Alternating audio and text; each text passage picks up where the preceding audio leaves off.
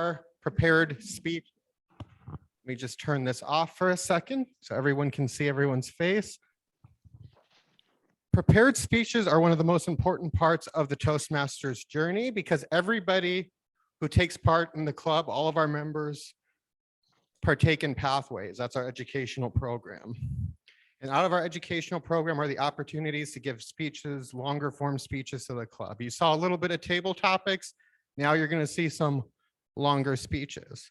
And our first speech tonight is from Cesar Robledo. And this is from our Pathways presentation, evaluation and feedback number 2 out of presentation mastery. The speech is titled, I Wonder. Cesar Robledo will be giving his second speech in this evaluation and feedback project as part of presentation mastery path. It's titled, I Wonder, because it focuses on what Cesar contemplates as he is journeying out through nature. The purpose of this project is to apply feedback that Cesar had previously received when he gave this speech a few weeks ago, and take that feedback for this speech to show that he can apply the evaluation he had earlier received. Please give a warm welcome to Cesar Robledo with his speech, I Wonder. Cesar.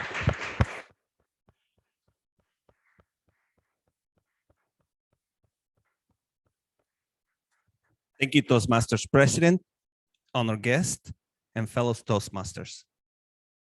Every time I take my bike for a ride or I hike, I always not only contemplate nature, but as well, I exercise.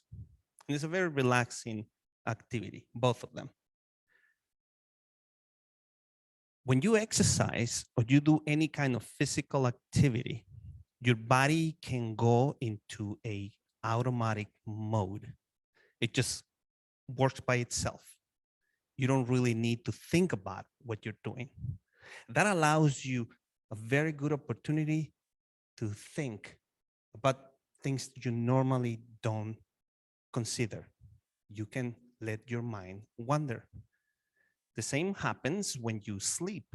When you sleep, your body goes into an automatic mode, and all the functions you have no control over, and then your mind does something fantastic, which is wonders and creates scenarios that resemble reality so much that it's hard for you to distinguish what is real and what is a dream. When I wonder about simple things like the rain. We live in California, and rain is something we need and we appreciate when it happens. But at the same time, I notice a lot of people gets bothered by the rain because it wets their cars, it stains their walls. It's an inconvenience, but we all need the rain. The rain is necessary for everybody. I wonder if I was able to control, to decide where and when it rains, would I be able to give a good decision? Would I be wise to decide where and when to rain? I'm glad I don't have that responsibility, because my decision will be met by my biases. I might prefer to wet or to rain in the forest, but not in the fields where we plant our food. I might be even leave the cities alone because I don't like cities and I don't like people who live in the cities. I'm glad I don't have that power. I wonder, what would I have done if Will Smith would have come to me and slapped me in the face? I know what the correct thing to do is. The correct thing to do, to react, is to offer the other cheek. But I certainly would have punched him. That would be my normal reaction. But every single one of the people in the audience will react differently according to their experiences or according to their taste or fears or cultural background. But the important thing is to know what is the correct way of responding. I wonder, what would I do if I was an officer or a soldier in the Russian army and I was ordered to participate in the invasion of Ukraine? I would not want to do that. I will be opposing to do such a thing. But the fact that I wonder, it makes me realize that I have the capacity of saying no. I have the capacity of choosing. I have thoughts of my own. I can choose to disobey. Why people don't do that?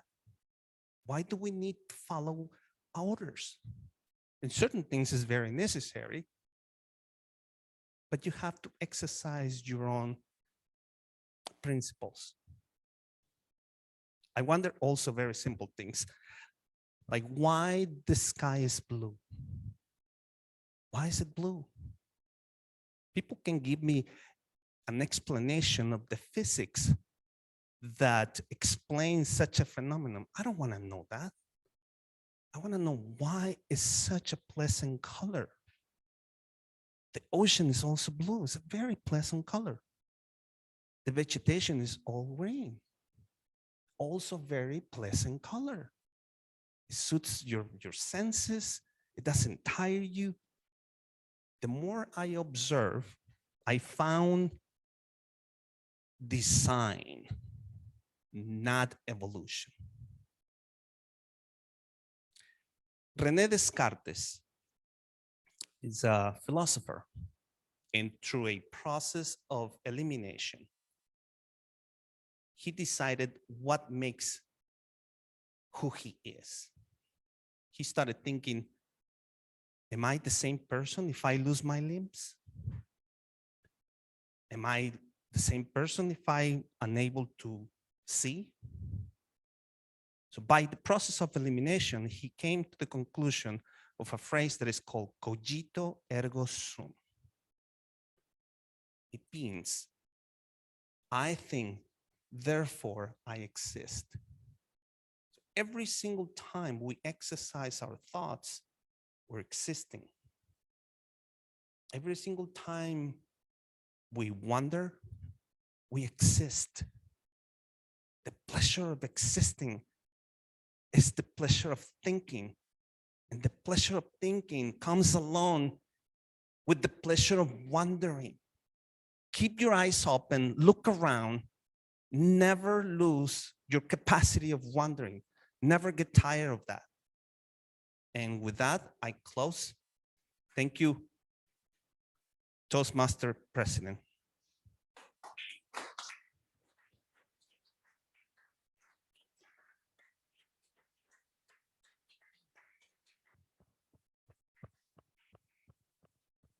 Thank you, Cesar. Let's all take a minute to fill out the forms in front of us. They should look like this, or if you're online, I don't know if you'll be getting the form directly. So what I would recommend is just send feedback directly to Cesar. Cesar, you can IM your email to everyone.